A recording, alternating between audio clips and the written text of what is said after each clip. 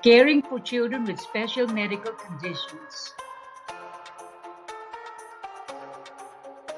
Inclusive education is a philosophy and practice whereby children of all abilities are included and learn together in the same classroom, reflects fundamental objectives outlined in the Individual with Disabilities Education Improvement Act, builds on children's strengths, addresses their limitations, and promotes success.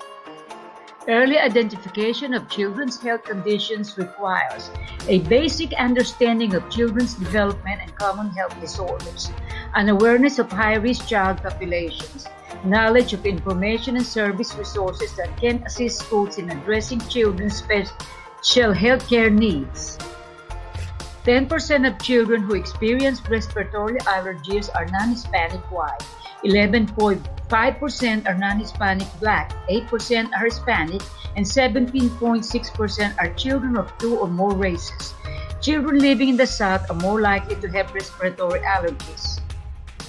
Boys experience a higher rate of allergies than do girls. Children who have poor or fair health are 3 times more likely to develop respiratory allergies.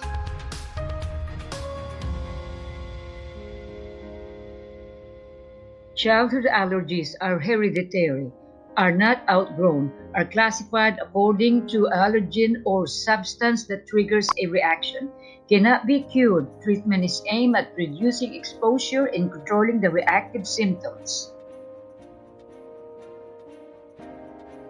The most common form of allergic response affects the respiratory system: pollen, dust mites, mold, pet dander.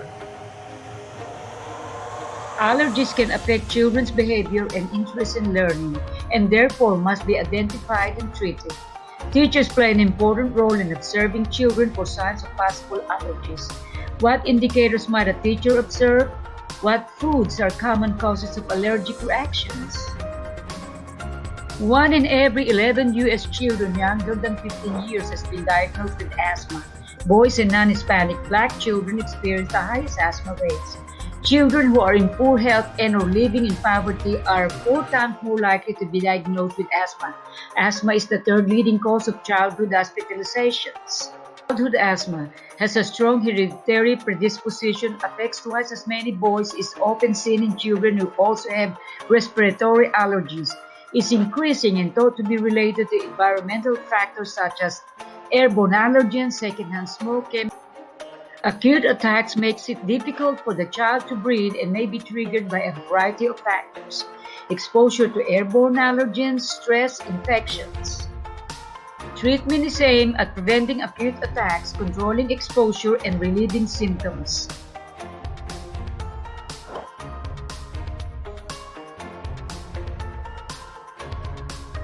Anemia, a blood disorder that reduces the number and ability of red blood cells to carry oxygen to the body's tissues. Childhood cancers. Although cancers are the leading cause of childhood death from disease, they are still quite rare. Only 1 to 2 children per 10,000 will develop cancer in a given year. Improved diagnosis and treatment have increased the number of children who are able to return to school. Facts about diabetes. Approximately 200,000 U.S. children under age 18 are diagnosed with type 1 diabetes. Type 2 diabetes was rarely diagnosed in children until recently. Current childhood rates are skyrocketing due to obesity. 1 in 3 U.S. children are overweight or obese. Diabetes. Early diagnosis and treatment is essential to reduce the risk of long-term health complications. What are the early signs of diabetes? Weight management is important. Dietary intake and physical activity levels must be monitored carefully.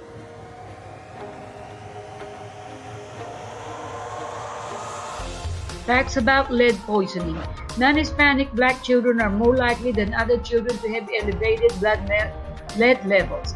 Children 2 to 4 years of age are at greatest risk for developing lead poisoning.